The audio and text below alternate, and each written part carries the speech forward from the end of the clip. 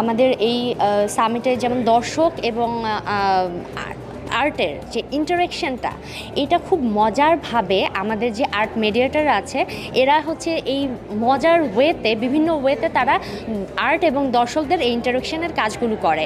Art মানেই যে শুধু দেয়ালে ছবি বা আর্ট মানেই আমরা শুধু স্কাল্পচার, ওই ধরনের ধারণাকে ভেঙে এখানে ইন্টারেক্টিভ ওয়ে, কত ধরনের ইন্টারেক্টিভ ওয়েগুলো আছে সেগুলো হচ্ছে আপনারা ঢাকা আর্ট সামিটে দেখতে পাবেন।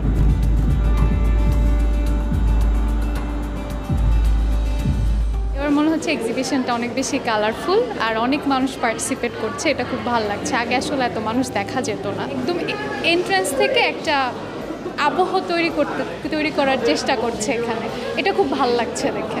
রেগুলার আমার আসা হয়, যতবারে হয়েছে এ পর্যন্ত, কারণ এখানে আসলে হয় কি অনেক আর্টের সম্মুখীন হওয়া যায়, তাদের সৃষ্টিশীল চিন্তার মধ্যে থাকা যায়। আর এটা এমন একটা জায়গা যেখানে হচ্ছে অনেক সৃষ্টিশীল বিষয় সম্পর্কে আমরা অনেক ডেপথ জানতে পারি এবং অনেক মানুষের চিন্তার সাথে একটা ইন্টারঅ্যাক্ট হয়।